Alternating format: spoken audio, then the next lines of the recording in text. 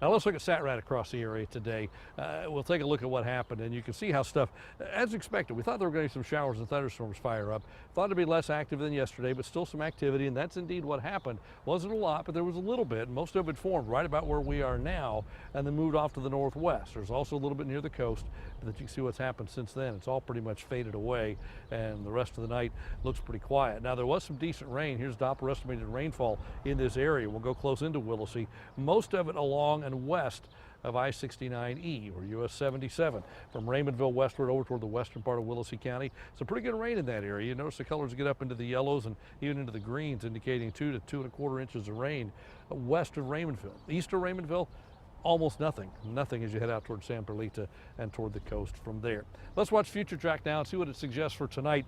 The models are suggesting a little bit of a moisture buildup again tomorrow, and that would hint at isolated showers, maybe a thunderstorm across the area again tomorrow afternoon. Probably a little more active than today, but again, one of those days where not everybody gets rain. Some do, most do not, but again, a little bit more active than today, spotty showers. By Thursday, that moisture surge looks like it goes away, and then we end up mainly dry. And I don't think we see much chance of rain after tomorrow. We're down to 10% or less probably through the rest of the forecast period.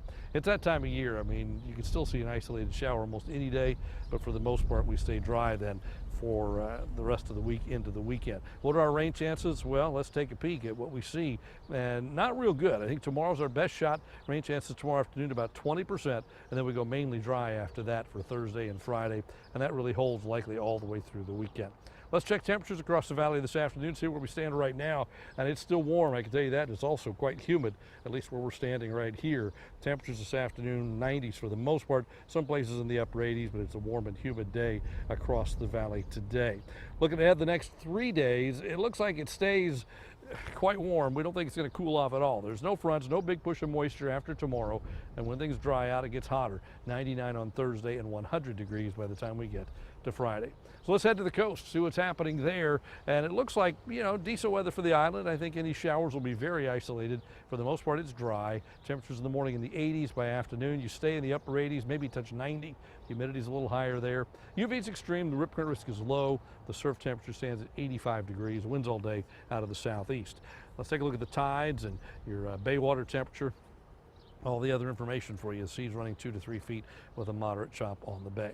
So for tonight across the valley, skies should begin to clear out. We've got some clouds now, but they'll go away. Leftover showers will go away as well. Temperatures are going to drop into the upper 70s. Then tomorrow we're back up to the upper 90s in most areas, and the chance of rain will fade after that. 7-day forecast looks like this, and we'll move along. Here's what we've got for you.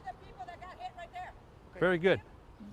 We've got temperatures climbing up to near 100 each in the next 7 days, and it looks like we'll be very, very warm. We'll keep updating the forecast for you and have the latest just a little bit later on. We'll let you know just how warm it's going to be, and we'll talk more about being out here in Sebastian coming up just a little bit later on. Live in Sebastian, Tim Smith, Channel 5 News at 6.